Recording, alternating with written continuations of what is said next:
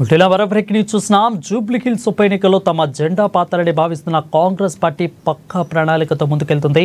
అయితే ప్రచార పర్వంలో స్వయంగా రంగంలోకి దిగిన ముఖ్యమంత్రి రేవంత్ రెడ్డి ఓటర్లను తమ వైపు ఆకర్షించే పని పెట్టుకున్నారు. మరోవైపు మంత్రులు నేతలకు బాధ్యతలు అప్పగించి ప్రచార పర్వాన్ని పరుగులు పెట్టిస్తున్నారు. ఇక ఈ క్రమంలో తాజాగా జూబ్లీహిల్స్ బైపోల్ ఉప ఎన్నిక ప్రచార సరళిపై ముఖ్యమంత్రి రేవంత్ రెడ్డి సమీక్ష నిర్వహించారు. ఇవాళ జూబ్లీహిల్స్లోని సీఎం క్యాంపు కార్యాలయంలో డిప్యూటీ సీఎం బట్టి విక్రమార్కతో పాటు అందుబాటులో ఉన్న మంత్రులతో రివ్యూ నిర్వహించారు. ఇక ఈ సమీక్షలో PCC chief Mahesh Kumar Goud, AICC వ్యవహారాల ఇన్ఛార్జి మీనాక్షి నటరాజన్ తదితరులు పాల్గొన్నారు. ముఖ్యంగా ప్రచారానికి గడువు మరో 3 రోజులు మాత్రమే ఉండడంతో ప్రచార పర్వం ఎలా ముందుకు తీసుకెళ్లాలనే విషయంలో సీఎం మంత్రులకు కీలక నిర్దేశం చేస్తున్నట్లు కూడా సమాచారం. ఇక ముఖ్యంగా బీఆర్ఎస్ బీజేపీలు చేస్తున్న ఆరోపణలను తిప్పుకొట్టే విషయంలో సూచనలు చేస్తున్నట్లు తెలుస్తోంది.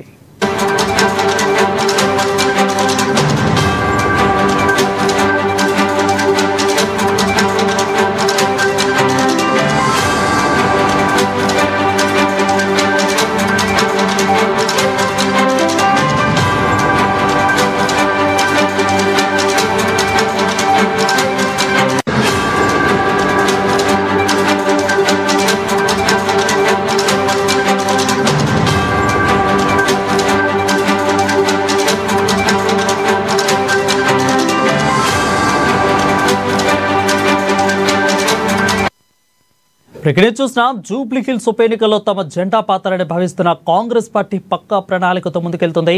అయితే ప్రచార పర్వంలో స్వయంగా రంగంలోకి దిగిన ముఖ్యమంత్రి రేవంత్ రెడ్డి ఓటర్లను తమ వైపు ఆకర్షించే పని పెట్టుకున్నారు. ఇక మరోవైపు మంత్రులు నేతలకు బాధ్యతలు అప్పగించి ప్రచార పర్వాన్ని పరుగులు పెట్టిస్తున్నారు. ఇక ఈ క్రమంలో తాజాగా జూబ్లీహిల్స్ బైపోల్ ఉప ఎన్నిక ప్రచార సరళిపై ముఖ్యమంత్రి రేవంత్ రెడ్డి సమీక్ష నిర్వహించారు. ఇవాళ జూబ్లీహిల్స్లోని సీఎం క్యాంపు కార్యాలయంలో డిప్యూటీ సీఎం బట్టి విక్రమార్కతో పాటు అందుబాటులో ఉన్న మంత్రులతో రివ్యూ నిర్వహించారు. ఇక ఈ సమీక్షలో PCC chief Mahesh Kumar Goud, AICC వ్యవహారాల ఇన్ఛార్జి మీనాక్షి నటరాజన్ తదితరులు పాల్గొన్నారు.